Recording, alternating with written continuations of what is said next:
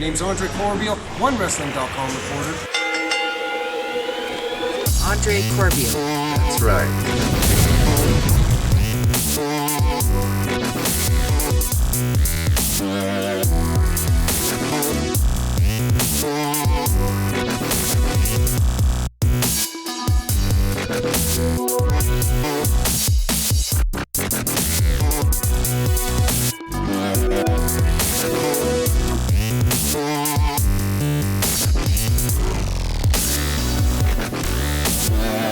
Corbeil on YouTube.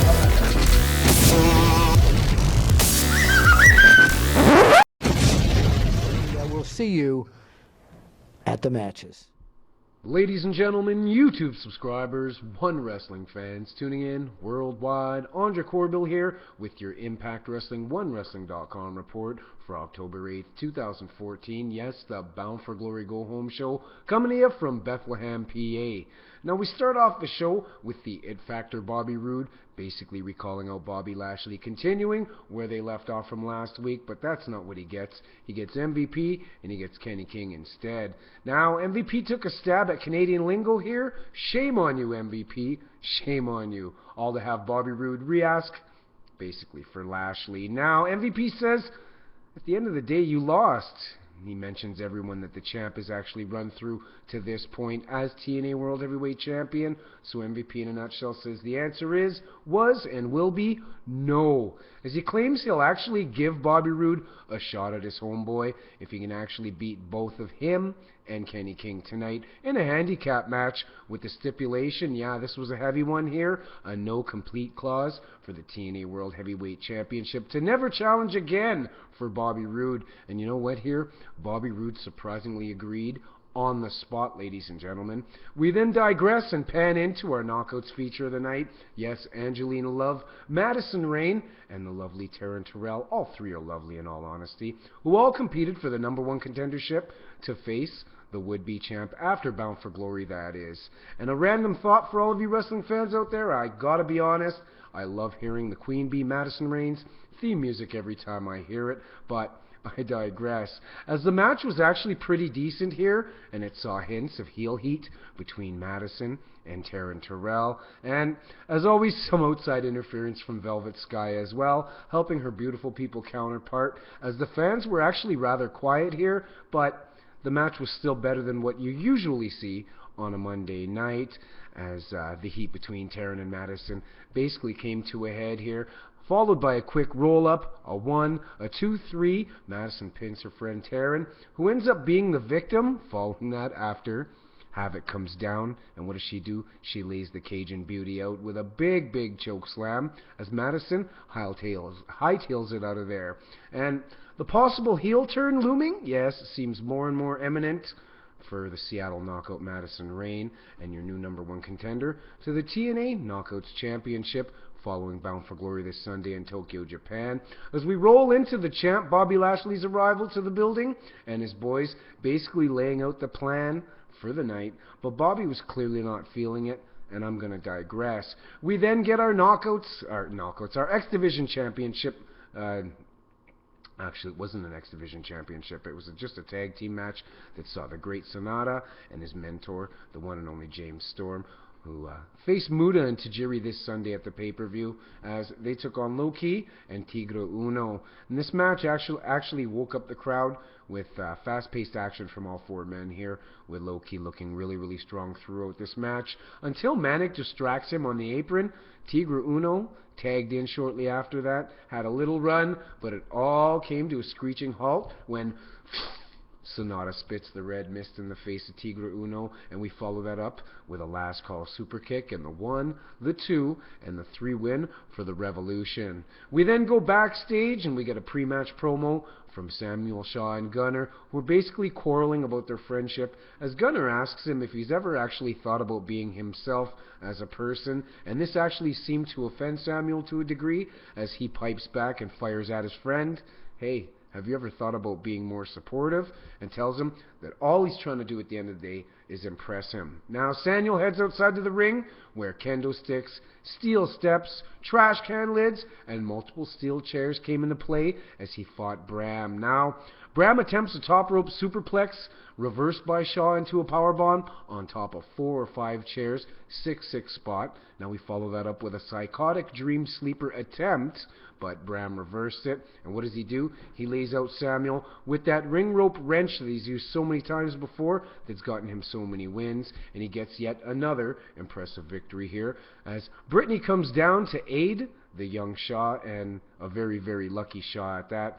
And to be honest, wrestling fans, all I could think of was, damn, I wish I had a comfy pillow just like Sam had tonight in the ring after that losing cause, but I'm going to digress. Now, we had Bobby Roode backstage telling the reporters that he knows the consequences within his decision tonight, but he knows what he's capable of at the end of the day, and he's ready. We then pan into the Wolves, confronting Bully and Devon backstage, and making reference to Ric Flair, yes, the Nature Boy. Woo! To be the man, you gotta beat the man. And in this modern day and age in TNA, to be the team, you gotta beat the team. So, nicely done, Wolves. Nicely said. Now, we pan into our 2-on-1 handicap match. Bobby Roode versus MVP and Kenny King, and they were both pretty overconfident here and basically looked like they were coming out for a cakewalk against Bobby. But truth and the fact of the matter is, if anyone can pull it off, the it factor Bobby Roode can. And for the better part of this match, it was like a cakewalk, but like I said, overconfidence can sometimes be the enemy at the end of the day, and tonight was one of those moments as MVP and King slowly picked apart Bobby Roode, but maybe too slowly here, as Bobby basically hung in there long enough to roll up MVP for portion 1 of the 1, 2, 3, and right when he was poised, yes, Bobby Roode, to hit the Roode bomb off and get the 1, 2, 3 win over Kenny, solidifying his title shot, who comes out, none other than the Destroyer, the TNA World Heavyweight Champion, Bobby Lashley. He hit the ring, and he actually prevented the win on Kenny King, that 1, 2, 3 pin, with the match ending in a disqualification.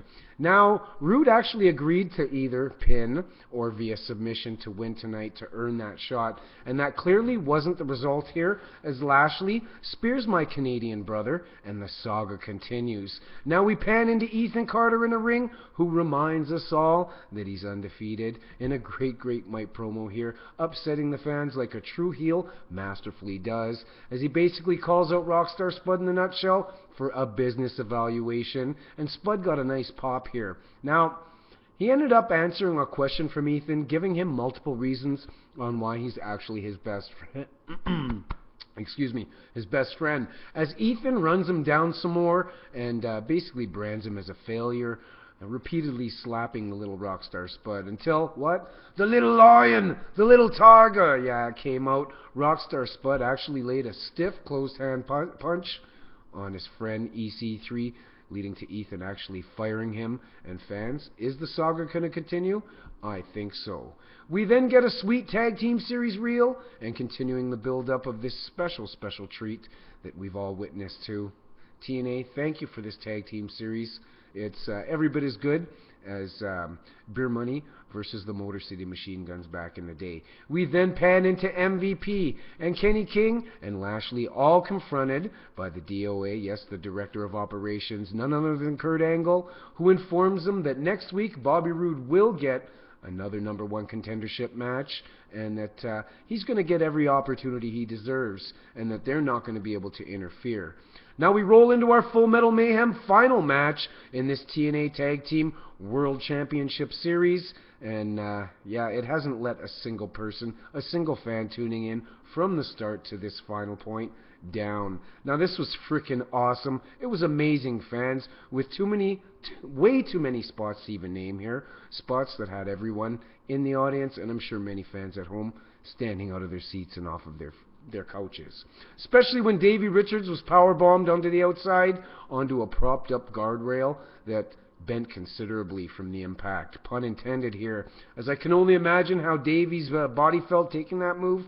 And come the end of the match, every person that was involved in this match had to have been sore going home that night. Now this match is easily a top candidate for televised match of the year. I honestly, truly believe that, as the fans were rabid from beginning to end, and I bet you were at home too. Now, we saw 5 different ladders, 5 different tables, guardrails, like I said, bent Ooh, ring steps used very, very common tonight, and a real sick spot here is Jeff Hardy hit a splash off of a 35-foot ladder outside to the floor, nearly killing Bully Ray through 2 propped-up tables, leaving Davey Richards and Matt Hardy scaling the massive ladder left in the ring for the TNA World Tag Team Championship belts.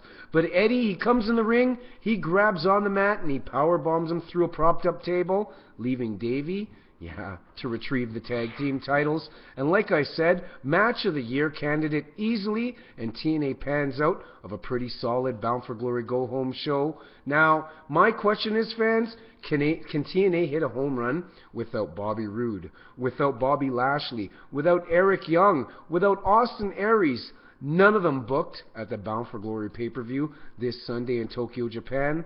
We're going to find out if they can actually pull it off and hit a home run Sunday from Tokyo, Japan at Bound for Glory.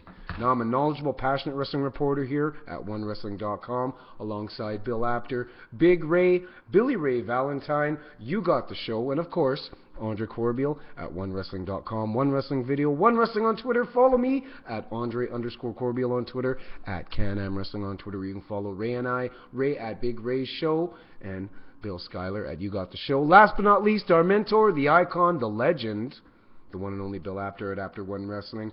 Andre Corbeil, your official Impact Wrestling, OneWrestling.com reporter, signing off with my report. I'm going to get Bound for Glory this weekend, and I hope TNA delivers with this cross-promotional pay-per-view with Wrestle 1 and Total Nonstop Action Wrestling. Like I said, Andre Corbeil, tune in and keep supporting. Now, thank you guys. You know the score. You know the drill. We're all in this for one thing. And what's that, everybody? Wrestling.